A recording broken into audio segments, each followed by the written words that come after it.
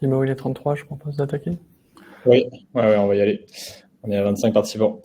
Bonjour à tous. Bienvenue dans ce webinaire Stratégie nationale bas carbone et logement social.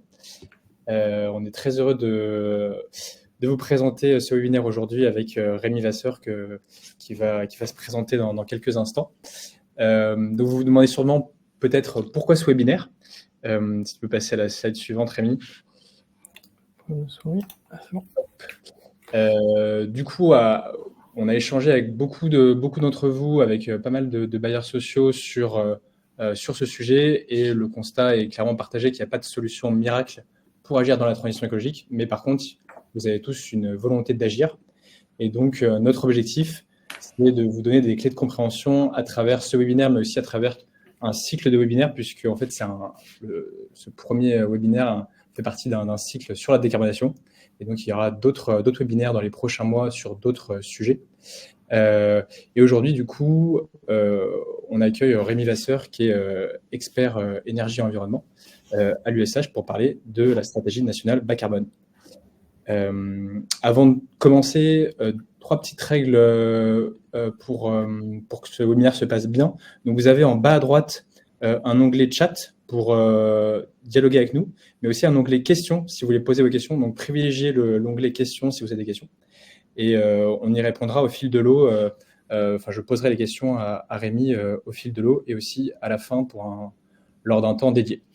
Voilà. Du coup, je te passe la parole, Rémi. Ok, merci. Donc, bonjour à tout le monde encore une nouvelle fois.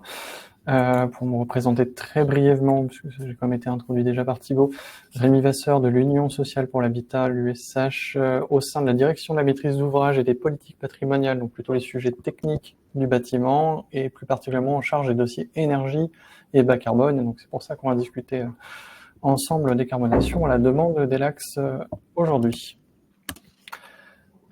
Au niveau du contexte, puisqu'on va quand même rebalayer un petit peu rapidement des éléments de contexte, ça y est, on va dire que le constat est enfin à peu près partagé par tout le monde. La question principale est plus de savoir si il y a dérive climatique ou non, mais plutôt de savoir à quelle dérive climatique on va être soumis, puisqu'on est finalement en face d'un champ un petit peu des possibles ou des futurs, plus ou moins désirables et contraignants. Et donc c'est toutes nos actions passé, actuel et futur qui vont déterminer où est-ce que l'atterrissage climatique risque de se produire et donc finalement sous quelles contraintes, un petit peu quelles contraintes on accepte de se donner aujourd'hui pour savoir sous quelles contraintes on va être soumis plus tard.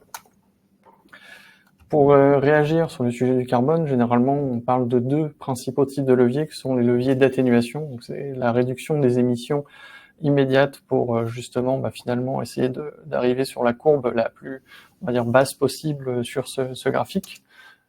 Et d'à côté, les sujets d'adaptation. C'est-à-dire que, comme on l'a dit, une fois qu'on sait qu'une dérive climatique est déjà en cours et va continuer d'être exacerbée, c'est comment on prend acte et comment on s'adapte à ces changements.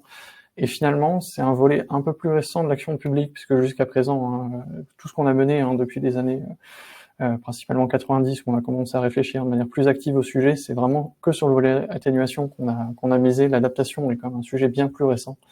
On atteste les plans sur le thème. On voulait relayer quelques dates, il n'y a pas besoin forcément de toutes les retenir, c'est plutôt la diapo suivante qui va être intéressante. Vous allez voir qu'effectivement, le changement climatique, c'est quand même un vieux sujet jalonné d'étapes clés. Généralement, quand même beaucoup de choses structurantes se sont jouées à des niveaux planétaires, en fait. Et finalement, on redescend au fur et à mesure vers des feuilles de route plus micro avec le temps. Et plus que ces grandes dates qui ont jalonné un petit peu de l'action de décarbonation mondiale, c'est plutôt les traductions justement en contraintes qui vont nous intéresser pour la suite. Et donc là, avec une autre manière de présenter certains textes, donc pas tous, parce que sinon il me faudrait les écrans géants des JO. Donc on a le Parlement en haut et les textes plus nationaux en bas. Post-Grenelle, on va dire, il y a eu un certain nombre de textes qui ont quand même structuré le bâtiment, mais là, on va retenir pour l'instant que les éléments de cadre.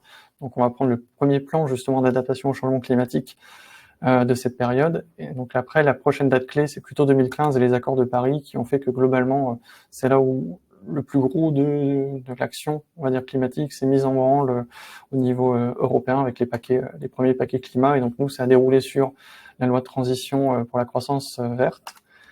Et donc finalement, pour aller en lien avec toutes ces lois de transition, d'autres éléments du cadre que sont la stratégie nationale bas carbone dans son premier volet, la programmation pluriannuelle de l'énergie également dans son premier volet, et donc tout ça adossé à des mécaniques de concertation qui voulaient des révisions cycliques de ces dispositifs, aussi bien au niveau national que européen. Donc là, finalement, on a débouché sur un plan d'adaptation au changement climatique numéro 2, les Green Deal et le paquet énergie-climat 2030 en face pour l'Europe. Et donc, pour se réadapter à ces nouvelles contraintes budgétaires climatiques de l'Europe, les révisions toujours des textes locaux. Donc là, on arrive sur la loi relative énergie et au climat, par exemple, les SNBC 2 et PPE 2 chez nous.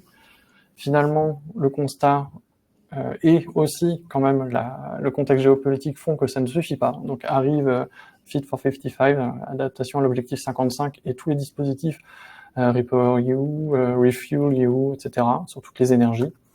Donc une fois qu'on additionne tout ça, on est dans une période où beaucoup de textes sont en cours de révision, que ce soit la SNBC, la PPE, le plan national d'adaptation au changement climatique avec le document chapeau qui a été publié justement là au 8 juin. Donc, ce qu'on constate, c'est pas qu'une impression, ça s'accélère. C'est-à-dire que plus le temps avance et plus on a besoin de cadrer l'action collective pour respecter justement nos ambitions planétaires et collectives. Une fois qu'on a reposé ce contexte, on va descendre enfin un petit peu sur les implications un peu plus concrètes pour les bailleurs sociaux. Donc là, une autre manière de représenter la stratégie nationale bas carbone qu'on a évoquée avant, il y en a plusieurs, mais donc là, c'est la logique de budget carbone qui se resserre sur l'ensemble des secteurs. Et donc l'ambition sur le très long terme, c'est d'essayer de converger vers ce qu'on appelle la zéro émission nette, où finalement les émissions résiduelles doivent être compensées par la capacité d'absorption du territoire et des solutions actives qu'on espère avoir développées à date de ce fameux jalon zéro net.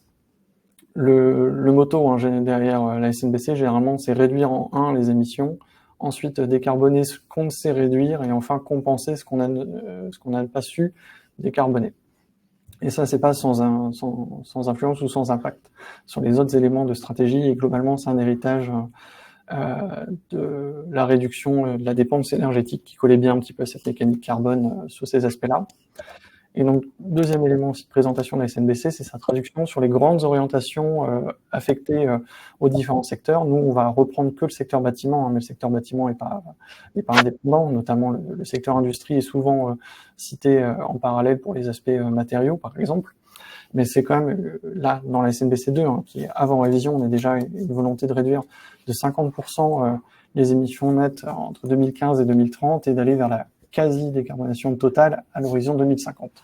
Donc pour ça, ça demande des jeux dans les textes sur le mix énergétique des bâtiments, la rénovation de l'ensemble du parc résidentiel existant et tertiaire pour atteindre les bâtiments les plus performants à cette date, accroître la performance des bâtiments neufs, évidemment c'est la RE 2020 qui est venue en face de ces enjeux, et une meilleure efficacité énergétique des bâtiments au sens large et la sobriété des usages. On retrouve deux piliers, le pilier un peu plus classique de l'efficacité et un pilier plus récent qui est la sobriété, qui a vraiment intégré beaucoup de textes structurants depuis. Autre manière de présenter les jalons et les dates. Donc là, on a évoqué la SNBC, qui est l'objectif de long terme, on peut dire, sur le bâtiment, donc sur la stratégie patrimoniale des bailleurs, 2050 et la neutralité, qui était le premier jalon qui a été posé, et derrière, c'est greffé la loi climat et résilience, qui est venue rajouter des jalons intermédiaires sur 2025 et entre 28, etc., jusqu'à 34, pour la réduction progressive des bâtiments les plus consommateurs, puis consommateurs et émetteurs. Et enfin, dernière arrivée dans l'arène, là justement l'objectif 55 qu'on avait dit, qui est un objectif européen très structurant de réduction immédiate, parce que là 2030 à l'échelle du bâtiment, c'est après-demain des émissions nettes du secteur du bâtiment. Alors, une fois qu'on a posé ces trois jalons, on peut se poser la question, globalement, comment se situe au macro national la filière face à ces trois jalons structurants. Et là, si on fait un exercice très simple, un calcul de coin de table juste en mode, entre guillemets, monomaniaque, séquentiel, on attaque le sujet, entre guillemets, par le bas ou le haut de la pile. Donc, on prend les jets et on remonte jusqu'à arriver le parc uniquement A et B, hein, qui est une des manières de voir la SNBC. On garde le rythme à peu près actuel, et encore, il est un tout petit peu moins que ça en ce moment, de 105 000 rénovations avec changement d'étiquette par an, dont 25% de ces rénovations qui sont capables d'emmener directement en une rénovation globale les bâtiments en A et B. Ce qu'on constate, c'est qu'effectivement, si les jalons entre guillemets 2025 à 2034 se situent pas trop mal sur le statu quo, clairement, on voit que les enjeux SNBC collent pas tout à fait au rythme actuel. Donc, a priori, ça suffit clairement pas. Donc, ça implique de revoir sans doute la manière d'agir, et donc notamment si on va être capable d'agir plus efficacement sur le carbone sur le long terme. Et tout ça, pourtant, ça représente quand même déjà un budget de 300 milliards d'euros, et encore 300 milliards d'euros 2019 non actualisé, pour le logement social seul. Si on prend aussi le parc privé, leur demandeur, c'est plutôt à peu près 1500 milliards d'euros, tout confondu, pour le résidentiel complet. Donc là, en tout cas, c'est un budget qui mérite de s'interroger sur la méthode et sur comment on y va sur le long terme sur cette cible. On pouvait prévoir un premier petit point d'arrêt, voilà, sur la première partie, contexte plus, surtout jalon, et un petit peu exercice statu quo appliqué au logement social. Je ne sais pas s'il y avait déjà des choses qui ont été soulevées ou pas. Il n'y a pas de questions à proprement parler pour le moment. Il y a une question de Claude mais bon, s'ils pourront avoir accès à la présentation après le webinaire. Donc moi, ce qui m'a été dit, c'est que non, il n'est pas prévu de transmettre les présentations de ce cycle. Donc moi, j'ai pas prévu de pouvoir la transmettre. Bon, après, si Elax change d'avis, moi, ça pourra se réviser et être fait, mais voilà, j'ai pas. Dans tous les cas, pour répondre à Claude, on vous transmettra dans tous les cas le replay du webinaire et avec un résumé aussi de ce qui a été dit. Mais sinon, il n'y a pas plus de questions. N'hésitez pas à poser vos questions dans l'onglet en bas à droite avec le petit point d'interrogation question. Ok, donc on va avancer un petit peu sur la partie levier, sachant que je pourrais malheureusement pas tout détailler. Il y a une petite question justement de Ludovic. Voit-on pointer une forme de RE 2020 appliquée au patrimoine existant? Alors oui, la RE 2020 X, c'est un sujet depuis le début qui est évoqué, mais c'est pas la priorité immédiate. La première intention pour l'instant, c'était déjà de soumettre l'ensemble des bâtiments construits à la RE 2020, ce qui n'est pas tout à fait le cas en fait. Il y a des petites subtilités sur le périmètre actuel. Donc il y a une volonté déjà d'être capable d'élargir la RE 2020 vraiment l'ensemble de la construction. Tout confondu, et après aussi d'aller sur une notion de RE existante. Alors, il n'est pas impossible qu'on saute, entre guillemets, un exercice et qu'on soit déjà plutôt dans la prochaine réglementation qui prendra en compte l'ensemble, on va dire, la RE 2030 qui serait un petit peu unifiée, qui traiterait à la fois de l'existant et du neuf, avec des versions amendées de l'existant entre deux. Bon, ça, je ne suis pas les pouvoirs publics, c'est plutôt la DHUP qui serait mieux armée pour répondre à cette question. Merci Rémi pour ta réponse. Il y a une autre question de Claude aussi. Pour être neutre en 2050, il faudrait ne plus construire en 2049. Alors les enjeux autour de effectivement la construction, et notamment pour le respect des budgets carbone des organismes en tant que valeur absolue et pas valeur relative, effectivement c'est une vraie complexité. De savoir justement comment soutenir les besoins de construction, parce que en tout cas nous nos prédictions sur le long terme font que les évolutions démographiques et surtout géographiques font qu'il y aura encore des besoins de construction sur ces horizons de temps.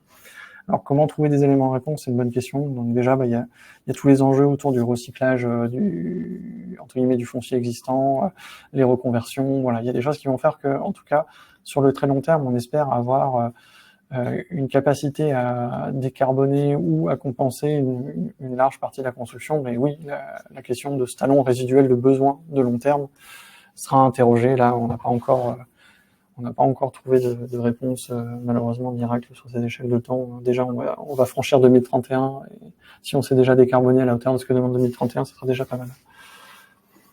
Super. Merci Rémi pour ta réponse. C'est tout. Il n'y a pas Ouais, de... on va avancer un peu, comme ça au pire on bouclera après. Levier, donc sachant comme je disais, malheureusement je ne traiterai pas de tout, puisque il y en a beaucoup, on va survoler entre guillemets une partie. On va réenfoncer quelques portes ouvertes avant d'attaquer un peu la scénarisation. Donc dans les leviers, c'est forcément il y a décarboner le flux et le stock, hein, globalement, en tout cas pour ce qu'on considère dans la vision patrimoniale du sujet. Donc il y a l'aéro 2020 et ses évolutions. Il y a beaucoup d'enjeux en ce moment sur le bon matériau au bon endroit et dans les bonnes proportions. Il y a beaucoup de règles qui sont en cours de révision, de bonnes pratiques, de se dire comment les nouveaux matériaux, les nouveaux procédés peuvent peut-être alléger les infrastructures et les fondations et d'obtenir un petit peu des cercles un peu vertueux de matériaux décarbonés qui permettent de décarboner davantage la structure ou de mieux se greffer ensemble. Il y a tout ce qui va tourner autour du réemploi, des matériaux biosourcés et géosourcés, avec une certaine difficulté pour le logement social en tant qu'acheteur public de pouvoir facilement rentrer ou pas ce type de matériaux ou d'approvisionnement local dans les marchés de ce type, ce qui peut être une vraie difficulté quand on a des ambitions fortes là-dessus. Forcément aussi, hein, dans la construction, il n'y a pas que l'acte de construire le bâtiment, même si c'est 50% de l'impact, c'est aussi son exploitation sur le long terme. Donc comment obtenir une exploitation décarbonée, énergétique et d'entretien des bâtiments. Et donc aussi grosses attentes sur les hors-sites au sens large, tout ce qui va être préfabrication, gain de temps, industrialisation et éventuellement mutualisation. Et aussi, c'est une des manières aussi de répondre aux enjeux, comme on a dit, des biosourcés, géosourcés ou du réemploi. Les hors-sites, ça peut être une manière de plus facilement intégrer dans les bâtiments et dans les logiques de conception ces solutions. En tout cas, pour une partie des acheteurs publics, du moins. Les réhabilitations, puisque ça, même si effectivement être capable de décarboner le flux et surtout le flux de long terme qu'on évoquait avant, c'est surtout le stock, comment on traite le stock, donc et la question de enveloppe et ou système, parce qu'on l'a vu, hein, le statu quo il permet pas de résoudre tout. On peut pas non plus faire exploser les cadences, puisque ça veut dire aussi faire exploser les besoins en financement, mais aussi si on double, par exemple, si on doublait la cadence, ça veut dire qu'en face il faut doubler le financement, mais doubler aussi les entreprises qui encadrent et réalisent ces productions. Il faut doubler les matériaux. C'est un petit peu, ça peut être complexe. Donc, de se dire comment on cadence l'action sur le long terme entre traiter forcément l'enveloppe ou les systèmes. Est-ce qu'il y a des enjeux de séquentiel qui peuvent être malins ou surprenants? Parce qu'on dit toujours qu'il faut se traiter l'enveloppe d'abord, mais il y a des cas où on se rend compte que, en vrai, attaquer le problème par le système, d'un point de vue carbone, c'est pas forcément toujours aberrant. Donc, malheureusement, on va dire le bon sens énergétique, efficacité énergétique, n'est pas toujours le plus efficace sur le sujet carbone. Ce sont deux sujets joints, mais pas totalement recouverts. Et donc, c'est ce que je disais, voilà, c'est le retour des notions d'ambition adaptée, par étapes, d'ampleur performante. Il y a tout un vocabulaire qui se développe pour essayer de qualifier collectivement ces actions et aussi comment aider à les financer, hein, pour que ce soit les ménages d'un côté et les bâtiments publics et les bailleurs sociaux par ailleurs. L'évolution du mix énergétique, ça, on n'y coupe pas, on n'y coupera pas. C'est-à-dire que globalement, une des manières de gagner plus rapidement sur le court terme du carbone, c'est de faire du changement de vecteur. Le parc social est un peu plus raccordé au gaz que le parc privé, et un peu moins électrifié, mais par contre, il est beaucoup plus raccordé déjà au réseau de chaleur, il est quasiment déjà exempt de fuel et traite un petit peu de bois énergie à la masse. Donc, il y a du bon et du moins bon, mais globalement, beaucoup de bâtiments devront envisager de changer tôt ou tard de système. Ça, c'est sûr. La production d'énergie in situ, beaucoup de bailleurs envisagent de s'emparer de ce sujet, de se dire comment ils peuvent contribuer à la décarbonation via la production énergétique in situ. Les yeux sont beaucoup tournés vers le photovoltaïque, puisque c'est celui sur lequel il y a le plus d'avance, mais il y a déjà eu des expérimentations un petit peu plus exotiques tentées dans le logement social, un petit peu d'éoliennes de toiture que les gens connaissent, et d'autres choses un peu plus surprenantes, comme par exemple turbiner des mini-steps en turbinant de l'eau stockée en toiture terrasse, par exemple. Il y a des choses un petit peu plus exotiques qui ont été tentées, également de l'hydrogène en stockage intersaisonnier, qui est également d'expérimentation dans l'Est. Et tout ça en parallèle du verdissement national du mixte, hein, que ce soit le mix électrique, le mixte gazier et les nouvelles, on va dire entre guillemets, les nouveaux fluides auxquels on pourra peut-être partiellement se raccorder, hein, dont les futurs réseaux hydrogène-gaz, par exemple. Et enfin, l'usage, parce que en tout cas, le logement social a l'avantage d'avoir, en tout cas souvent via son tissu associatif auquel il est lui-même relié, une certaine capacité à aller vers ses occupantes et ses occupants, et donc de pouvoir peut-être porter les actions de sobriété, de soutenabilité à un niveau un peu différent qu'on pourrait obtenir dans le parc privé diffus. Une fois qu'on a rappelé ces grands leviers, moi, quelque chose que j'aime bien aussi rappeler également, c'est quoi le mouvement HLM? C'est loger des gens, mais c'est loger des gens dans un logement décent, abordable, et donc adapté à l'ensemble des bourses de la France. Loger la France telle qu'elle est. Il faut qu'il soit soutenable quand même pour les organismes de logement social, c'est-à-dire qu'il ne faut pas que leurs actions mettent en péril leur santé financière sur le long terme, donc leur capacité à justement loger ces gens sur le long terme, et durable, qui est le sujet qui a pris beaucoup d'ampleur en seulement quelques années au sein des organismes.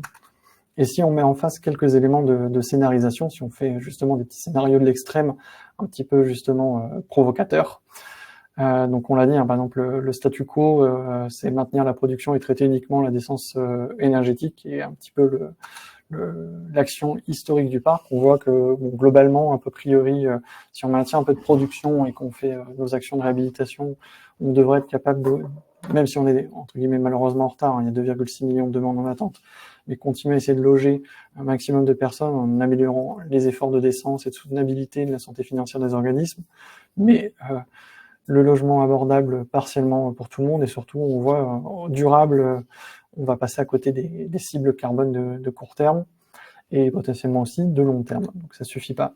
Si on se dit un objectif SNBC, on a dit, bon, par exemple, on dit on arrête la production, comme ça on s'allège les contraintes sur les quotas carbone, et on bascule tout sur la rénovation très ambitieuse. Autant effectivement on va avoir plus rapidement un parc décent et durable, mais on va clairement mettre en danger la capacité à loger l'ensemble des gens, notamment suite au rééquilibrage géographique qui est attendu en réindustrialisation de la France. Et le côté abordable et soutenable est clairement pas garanti, puisque si on fait des rénovations très ambitieuses, ça veut dire des rénovations qui ont des coûts. Et donc, si on fait pas évoluer les loyers, ça veut dire potentiellement mettre en danger les organismes. Mais si on les fait évoluer, ça veut dire que potentiellement, c'est l'inverse, ça va peut-être être le côté abordable du logement social qui va être partiellement ébréché. Dernier objectif de l'extrême, objectif Fit for 55, on arrête la production et on privilégie pas forcément les rénovations d'ampleur, mais les quick wins autour du changement de vecteur pour gagner beaucoup de carbone tout de suite. Globalement, oui, effectivement, on peut tenir comme ça des objectifs de court et même en partie de long terme de cette manière-là avec juste ces quick wins de système. Le problème, c'est que certains de ces systèmes vont pas être très adaptés en termes de consommation énergétique pour les ménages. Donc, notamment, hein, comme c'est déjà évoqué par beaucoup d'acteurs, il y a certaines solutions qui sont moins performantes sur des besoins des régimes d'eau importants, et donc forcément plus d'énergie, plus de coûts. Et également, ce sont pas forcément les dispositifs les mieux financés à date, donc pour la soutenabilité de l'action des bailleurs sociaux, c'est pas forcément ce qui paraît le plus garanti. Voilà, on a à peu près respecté le timing pour la présentation. Donc là, on peut prendre quelques questions de plus comme prévu. Et moi, surtout, pour celles et ceux qui peuvent rester, n'hésitez pas à poser vos questions et à rester. On pourra déborder après 14 heures. Ton micro, Thibaut.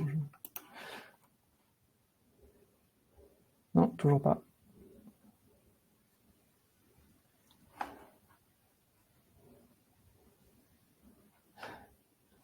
Voilà. J'avais pas le micro allumé. Je vous disais merci beaucoup Rémi pour cette présentation. On a une question de Ludovic.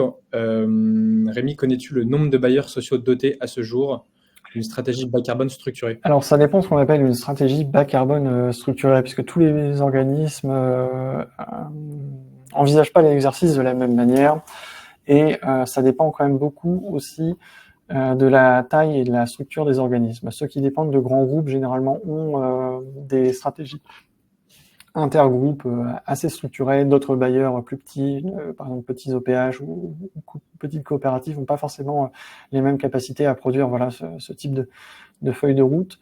Donc je suis pas capable de dire, moi j'ai pas une espèce de tableau de bord qui me dit j'ai fait, j'ai pas fait parmi mes 600 organismes qui sont nous adhérents à la structure. Par contre, on a quand même un certain nombre de régions qui proposent carrément plutôt des exercices régionalisés en donnant à voir ce qu'ils font à l'ensemble de leurs partenaires. y compris la Chambre de l'industrie, les centres de ressources, des représentants de la maîtrise d'œuvre et les gestionnaires de réseau. Donc c'est des exercices très intéressants, et là à date on a déjà 3 régions qui sont en cours, 2 autres qui devraient suivre ce type d'exercice, et beaucoup de grands organismes, de grands ESH. Vous avez généralement toutes les filiales d'Action Logement qui ont une action très structurée. Vous avez des gens comme 3F. Voilà, ça dépend. Généralement, c'est plutôt les grosses structures qui ont une feuille de route bien assise. Après, beaucoup d'autres sont en train de construire au moins des stratégies simplifiées de décarbonation en ce moment. C'est une année un peu charnière pour les acteurs. Beaucoup se sont ont l'ambition de refaire leur PSP avec une dimension carbone forte entre cette année et le prochain CA qui tombe chez eux. D'accord. Merci Rémi pour ta réponse. Autre question d'Eric. Avez-vous à date commencé à analyser les plans stratégiques simplifiés des bailleurs? Du coup, c'est un peu... voilà, une question qui tombe bien. Alors non, parce qu'on les a pas encore réceptionnés, ils sont en cours de production. Si concaténation il y a un petit peu et enseignement qu'on pourra en tirer, je pense qu'il sera difficile que ça soit fait avant l'automne, voire l'hiver, parce qu'il faut que ça soit déjà fait chez eux. Il faut que ça soit validé aussi également de manière extraordinaire par le pilotage des organismes. Vu que c'est un exercice encore récent et on attend encore les éléments de publication de la DHUP, puisque l'outil officiel qui sert de reporting devait arriver à fin juin, produit par la DHUP. Donc là, on a encore le 26 juin et je ne crois pas qu'il ait été publié. Sans doute semaine prochaine alors, désormais. Donc oui, il y aura sans doute un exercice de concaténation, en tout cas une tentative de mise en forme un peu différente, mais on fera que fin d'année et sans doute communication, au mieux peut-être trimestre 1 l'année prochaine désormais. Le temps d'être capable de faire l'intelligence qui va avec ça. Super. Merci Rémi. Plus une remarque de Claude. Les petits organismes regroupés en SAC peuvent tout aussi bien que les gros déployer une stratégie bas carbone. Et même, pour certaines SAC, c'était le projet, on va dire, le projet d'entreprise, entre guillemets, autour de la création de la SAC qui a donné des exercices très intéressants pour leurs collaborateurs et collaboratrices. C'est de gros projets, autour effectivement. Et la deuxième remarque de Claude, qui est un peu plus, on va dire, provocatrice, c'est certains gros bailleurs déploient une stratégie bas carbone et continuent à construire avec du chauffage gaz. Oui, alors c'est pas forcément considéré comme de leur point de vue stratégique comme incompatible. Voilà, c'est des enjeux d'équilibre, comme on l'a dit. Malheureusement, il y a tous les piliers que j'ai cités avant. Et on continue de souffrir d'un des points faibles des énergies fossiles, c'est leur coût qui reste quand même relativement bon marché.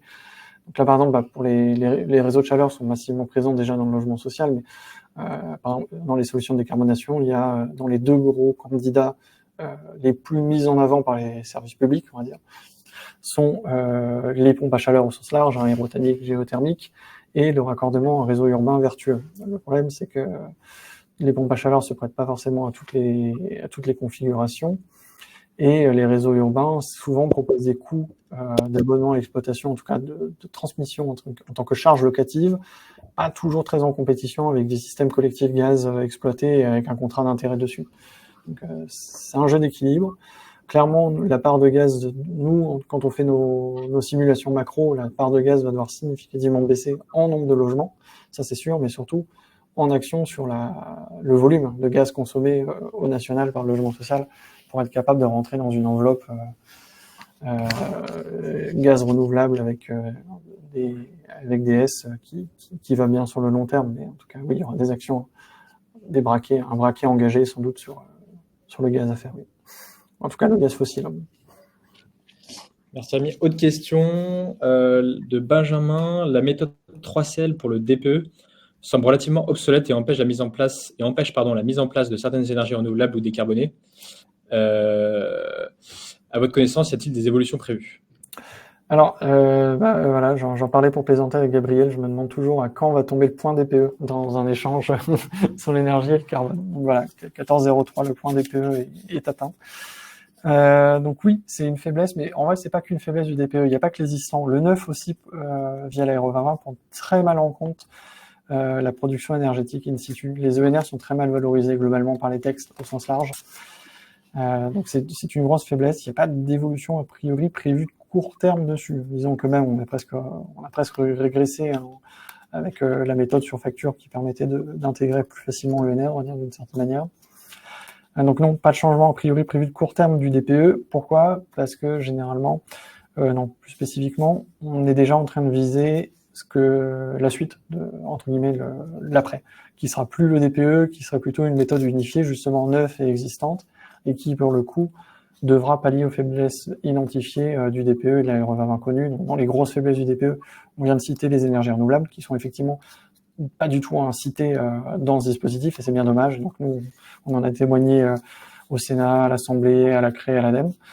Donc ils ont bien entendu le message. Par contre, également, il y a tout le sujet de la ventilation aussi qui est connu, qui est très faiblard dans le DPE, et des sujets qui sont bien connus des LACS, autour de l'intelligence sur le pilotage et les capacités d'effacement du bâtiment, qui est mal valorisé également aussi, tout ce qui est comme ça, maîtrise de l'énergie dans le bâtiment n'est pas encore bien retranscrit dans le moteur, et qu'ils ont un moteur simple, c'est ça aussi le problème, entre simplicité et complexité sur les méthodes semi-statiques de ce type. Donc non, pas de changement prévu de court terme, en tout cas pas en dehors de quelques modifications à la marge comme on a connu là sur les surfaces, qui sont un petit peu des patchs palliatifs. Les regards sont déjà plutôt portés vers l'évolution du DPE, plutôt aux alentours du futur DPE. Et donc là, sans pouvoir m'engager sur la date, puisque ça ne nous appartient pas, c'est plutôt ciblé 2028-2030 plutôt. Ok. Merci pour ta réponse complète. Question encore de Nicolas. Savez-vous si les bailleurs mettent en place des stratégies bas carbone pour la rénovation? En construction, la voie est ouverte par la RE 2020, mais qu'en est-il pour la rénovation? Voilà, c'est ça. Donc effectivement, la RE 2020, pour beaucoup de bailleurs, ça a été une bonne manière de discuter carbone à travers l'ensemble de leurs collaborateurs et collaboratrices.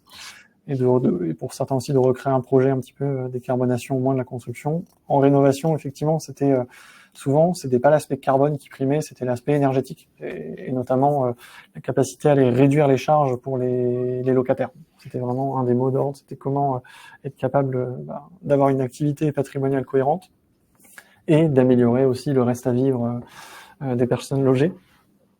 Là, le fait que la dimension carbone rentre effectivement dans les enjeux de rénovation, et pas que aussi. Il y a une réflexion également sur comment refaire évoluer tout ce qui est non bâti. Également aussi. La rénovation du bâti est aussi une occasion de réinterroger les espaces non bâtis, comment les valoriser pour s'adapter au changement climatique. Voir aussi, il y en a qui réenvisagent les espaces verts un peu différemment, les essences, voire aller chercher de la mini-forêt, des choses comme ça. Des meilleures gestions des friches aussi, ou des attentes en cas de démolition, reconstruction. Après les curages, il y a des bailleurs qui envisagent de mettre en place la production provisoire de NR sur les zones en attente de construction, sur les 12 mois qu'il peut y avoir par exemple de carence entre deux périodes de travaux.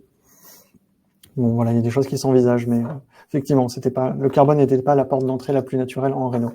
Ça a été de manière naturelle en construction, d'où le côté plan simplifié de décarbonation en ce moment qui se déploie au sein du logement social. Autre question en forme de réaction. Une stratégie bas carbone ne peut pas prôner du chauffage gaz, sauf exception exceptionnelle, en forme de question. Oui, en tout cas le gaz fossile, on le sait, il faut le sortir, et plus vite on l'a sorti, plus vite on sera protégé d'éventuelles futures fluctuations des tarifs du tarif du gaz. Oui, effectivement, ça c'est une certitude. C'est pour ça aussi le fuel est quasiment éradiqué dans le logement social. Le but c'est d'aller chercher quasiment totalement, et malheureusement ce qui reste en partie c'est pas forcément les sujets les plus simples. Donc là, oui, il y a une transition qui est en train de s'opérer. Et donc notamment, il y a des bailleurs qui hybrident les chaufferies existantes pour aller chercher de l'ENR en majoritaire, garder un bout d'étage de l'ancienne chaufferie gaz en appoint, et comme ça permet d'avoir un système cohérent et secouru pour aller faire de l'ENR. Il y a des choses comme ça qui se montent en transition gaz vers autre chose, par exemple en réno. Super. Merci Rémi pour ta réponse. Je vois qu'il y a Corinne qui est en train d'écrire une question, je crois. On va Ah, on va attendre quelques secondes.